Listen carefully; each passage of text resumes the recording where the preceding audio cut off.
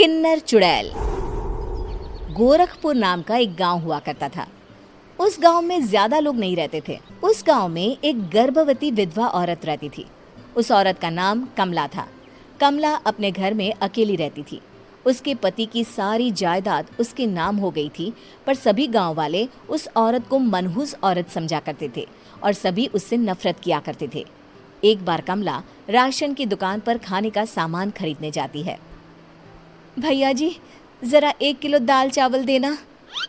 अरे हाय हाय हाय हाय हाय हाय! अरे मनहूस औरत, मेरी दुकान में अपशुगन करवाने आ गई क्या? हैं? चल जा यहाँ से। मैं कुछ नहीं देने वाला हूँ तुझे। भाग भाग यहाँ से, चल जा, निकल। भैया जी, ऐसा मत कहिए। मैं गर्भवती हूँ, मुझे खाने की बहुत जरूरत है। मुझे खाना दे दीजिए। दुकानदार कमला को वहां से धक्के मारकर भगा देता है। तभी कमला रोते रोते उस गांव के किन्नरों के इलाके में आ जाती है। गांव वाले किन्नरों को उसी इलाके में रखा करते थे, क्योंकि वो लोग किन्नरों को पसंद नहीं करते थे और उनके इलाके में रहने से मना करते थे। तो किन्नरों ने उसी गांव में अपना एक इलाका बना लिया था। जब किन्नर लोग देखते हैं कि एक गर्भवती महिला रोते रोते उनके इलाके में आ गई है, तो सारे किन्नर कमला के पास जाकर उसका हाल पूछने लगते हैं। क्या हुआ बहन, तुम्हारी गर्भवती अवस्था में इतनी बुरी हालत कैसे है? तुम रो क्यों रही हो? तुम डरो मत, हम तुम्हें कोई नुकसान नहीं पहुंचाएंगे। तुम शांत होकर सब बताओ कि हुआ क्या है। मैं कमला हूँ। मैं गांव के दूसरे इलाके से आई हूँ। 2 महीने पहले ही मेरे पति की मौत हुई है। मुझे गांव के लोग मनहूस मानते हैं, क्योंकि मैं विधवा हूँ और गर्भवती भी। वहाँ के लोग मुझे खाने के लिए कुछ बेचने के लिए भी तैयार नहीं, जिससे मेरा गुजारा नहीं हो रहा था। कोई बात नहीं कमला, हम तुम्हारा ख्याल रखेंगे। किन्नर लोग कमला को एक खाली घर में रहने के लिए जगह दे देते हैं और उसकी देखभाल भी करते हैं। कुछ ही महीने बाद कमला अपने बच्चे को जन्म देती है, पर अफसोस, कमला बच्चे को जन्म देते ही अपनी जान गंवा देती है। जब सब किन्नर बच्चे को देखते हैं तो बहुत खुश हो जाते हैं, क्योंकि वो बच्चा भी किन्नर ही था। कमला ने एक किन्नर बच्चे को जन्म दिया था।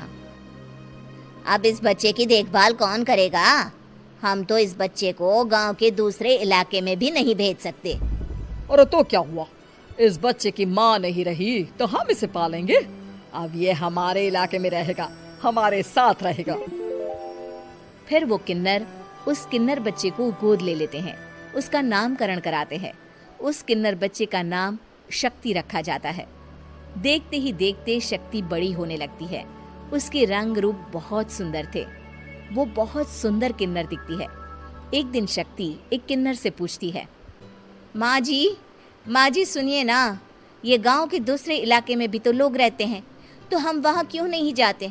हम उनसे अलग क्यों रहते हैं? शक्ति, क्योंकि वो लोग हमारे जैसे नहीं, वो लोग हमें पसंद नहीं करते, इसीलिए हम उनसे अलग रहते हैं।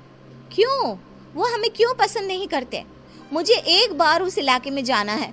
मैं एक बार वहाँ जाकर घूम कर आऊं। शक्ति, खबरदार, जो तू उस इलाके में कभी भी गई तो अपनी जान नहीं गंवाना चाहती तो उस इलाके में कभी कदम भी नहीं रखेगी, समझी? इतना कहकर वो किन्नर वहाँ से चली जाती है।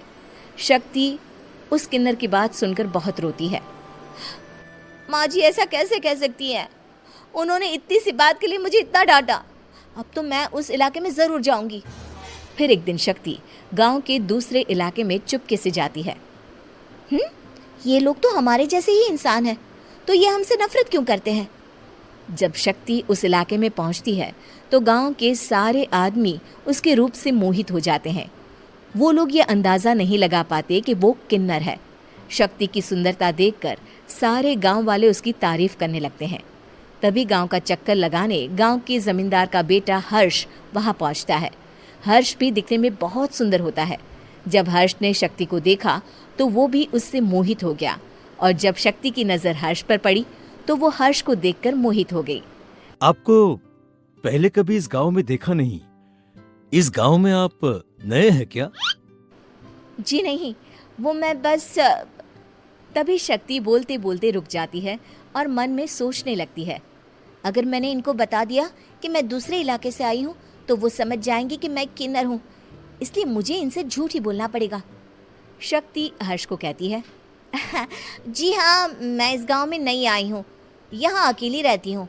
वैसे आप कौन है? आप भी इसी गांव में रहते हैं? जी हाँ, मैं इस गांव के जमींदार का बेटा हूँ। आपको किसी भी चीज की जरूरत पड़े तो आप मुझे बता देना, मुझे अच्छा लगेगा। ऐसे ही शक्ति और हर्ष एक दूसरे से रोज मिलने लगते। वो दोनों अपने प्यार का इजहार करने एक दूसरे से मिलने जाते हैं। तभी शक्ति का पीछा करते करते एक किन्नर वहां आ जाती है। शक्ति, शक्ति, मैं तुमसे बहुत प्यार करता हूँ। मैं तुमसे शादी करना चाहता हूँ। क्या तुम मुझसे शादी करोगी? हाँ हर्ष, मैं तुमसे शादी करूंगी, पर मैं तुमको अपने बारे में एक सच्चाई बताना चाहती हूँ जो मैंने तुमसे छुपा कर रखी है। तभी उनके बीच में ही वो किन्नर आ जाती है। शक्ति, तेरी हिम्मत कैसे हुई ऐसा करने की? वो किन्नर शक्ति को खींचकर गांव के जमींदार के पास ले जाती है। हर्ष भी वहां शक्ति को बचाने के लिए पहुंच जाता है। जमींदार शक्ति और हर्ष के प्यार के बारे में सुनकर गुस्से में आ जाता है और शक्ति को गांव के बाहर निकालने की सजा देता है। शक्ति ये बात सहन नहीं कर पाती और कुएं में कूदकर अपनी जान दे देती है।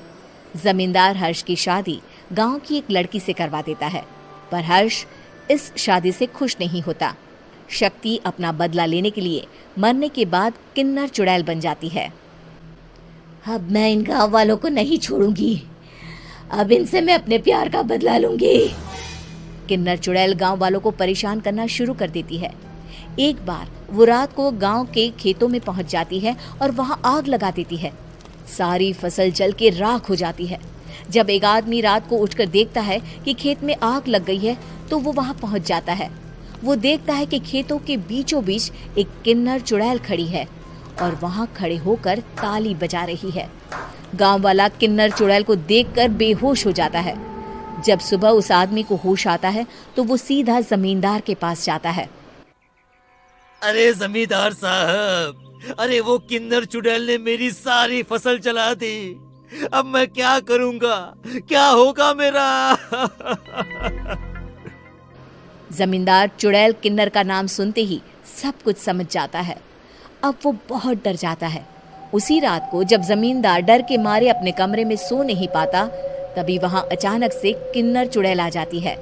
किन्नर चुड़ैल जोर जोर से जमींदार के आगे खड़ी होकर हंसने लगती है और ताली बजाने लगती है। जमींदार उस डरावनी किन्नर चुड़ैल को देखकर बहुत डर जाता है। तूने मेरे साथ बहुत बुरा किया, अब मैं तुझे जान से मार दूंगी। नहीं नहीं नहीं नहीं नहीं, मुझे माफ कर दो, मुझे मत मारो। मैं कभी ऐसा दोबारा नहीं करूंगा। अब तुम जो बोलोगी वही मैं करूंगा। ठीक है, मैं चाहती हूँ कि किन्नर इलाका गांव के इलाके से जुड़े और गांव का कोई भी आदमी किन्नर समाज से द्वेष ना करे, उससे नफरत ना करे, नहीं तो मैं सारे गांव को मार दूंगी।